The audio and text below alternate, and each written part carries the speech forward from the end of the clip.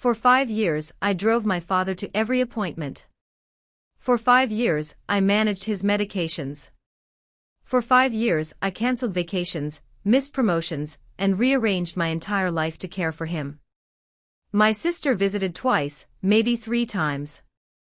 Yet, when the lawyer opened Dad's will, every dollar, every property, and every investment went to her. The room went silent. Everyone looked at me waiting for tears, anger, or a fight. Instead, I smiled. Then, I reached into my purse and handed the lawyer a sealed envelope. That's when my sister's smile disappeared.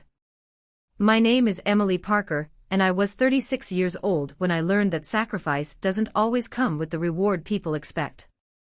For 5 years, my life revolved around my father. Everything else came second. His health started declining shortly after his 70th birthday. At first it was small things, missed medications, forgotten appointments, difficulty driving. Then came the hospital visits, the specialist consultations, the physical therapy sessions. Before long, caring for him became a full-time responsibility, and somehow that responsibility became mine. Not because anyone asked, because someone had to do it. Every Tuesday and Thursday, I drove Dad to appointments. Every weekend, I cleaned his house, organized prescriptions, and prepared meals for the following week.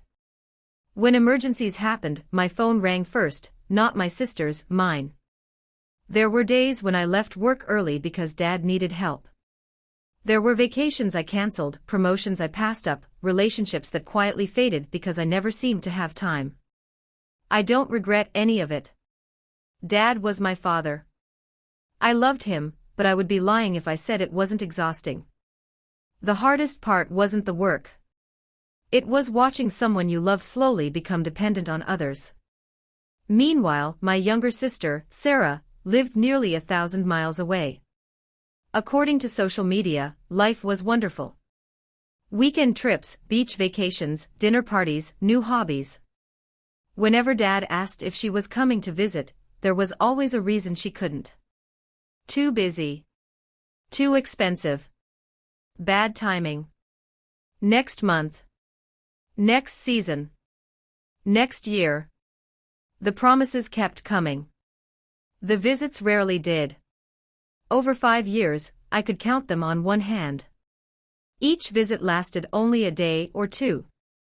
Then she was gone again. Dad never complained, at least not openly. He always defended her. Sarah has her own life. Don't be too hard on her. She's doing the best she can. Maybe he believed that. Maybe he just wanted peace. As the years passed, relatives began noticing who was always there. They saw me driving Dad to appointments. They saw me handling paperwork. They saw me sitting beside his hospital bed. More than once, someone quietly said the same thing. Your father is lucky to have you. I appreciated the words, but I never expected recognition. I certainly never expected payment. Still, if I'm honest, I assumed Dad's will would reflect reality. Not because I felt entitled, because it seemed logical. 5 years of care. 5 years of sacrifice. 5 years of showing up. Then Dad passed away peacefully one autumn morning. I was holding his hand when it happened. The funeral was difficult but beautiful. Friends shared stories. Neighbors paid their respects. People whose lives Dad had touched came to say goodbye. A week later, our family gathered at a law office for the estate meeting. The atmosphere felt tense. Everyone knew the will would finally be read. Sarah arrived wearing an expensive designer outfit and carrying herself with unusual confidence. At the time, I didn't think much of it. The lawyer opened the file, adjusted his glasses, and began reading. At first, everything sounded routine. Then came the estate distribution. The house, Sarah. The investment accounts, Sarah. The savings, Sarah. Every major asset, Sarah.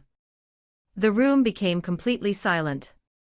I felt dozens of eyes turn toward me, waiting for a reaction, waiting for outrage. Across the table, Sarah couldn't quite hide her smile. The lawyer finished reading and closed the folder. Nobody spoke. Then I reached into my purse, removed a sealed envelope and calmly placed it on the table. Before anyone leaves, I said quietly, Dad asked me to share this. The room fell silent as everyone stared at the envelope. Even the lawyer looked surprised. Sarah's smile faded slightly. What is that? She asked. I looked at the attorney. Dad asked me to give this to you after the will was read. The lawyer carefully took the envelope. On the front, written in my father's unmistakable handwriting, were the words, to be opened only after my will is read. The attorney broke the seal, unfolded the letter, then began reading. If this letter is being read, then my daughters are sitting together, and Emily is probably wondering why I left everything to Sarah. Every eye in the room turned toward me. The lawyer continued, First, Emily, I need you to know something. This decision was never a reflection of who loved me more. My throat tightened. For 5 years, you sacrificed your time, energy, and opportunities to help me. You never asked for recognition. You never demanded rewards. You simply showed up. Across the table, Sarah shifted uncomfortably. The attorney read on. Sarah, I love you too, but there are truths that need to be acknowledged. The room became even quieter. A person can love their family and still fail to be present when it matters most. Sarah lowered her eyes. The lawyer turned to the next page. Then his expression changed. This time, even he looked surprised. The estate listed in my will is not the entirety of my assets. A ripple of confusion spread through the room. The attorney adjusted his glasses, then continued. 7 years ago, I established a private trust. My heart skipped. A trust. Nobody had ever mentioned a trust. Not once. The trust contains assets separate from my estate. It includes investment holdings, business interests, and properties that were intentionally excluded from probate. Sarah's head snapped up. The lawyer continued reading. The trustee and sole controlling beneficiary is Emily Parker. The room exploded with whispers. Sarah looked stunned. My aunt gasped. Even I couldn't believe what I was hearing. The attorney opened another folder that had apparently been attached to the letter.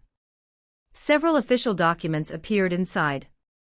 Signed, notarized, legally binding. Everything was real. I chose this structure carefully, the letter continued. The inheritance in the will provides financial resources.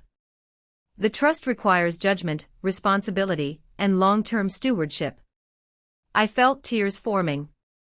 Not because of the money, because suddenly everything made sense. Dad had noticed every appointment, every late-night phone call, every sacrifice I thought had gone unseen. He had noticed all of it. The attorney continued reading the final page. Emily spent 5 years proving she could be trusted with responsibility. Trust is more valuable than wealth. Nobody interrupted. Nobody argued. Nobody even moved. Sarah, I hope this does not create a division. My wish is that both of my daughters understand that love and trust are not measured the same way. The letter ended there. Silence filled the room. For several seconds, nobody spoke. Then Sarah finally looked at me.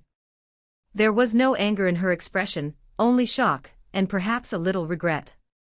I could have celebrated. I could have made a speech.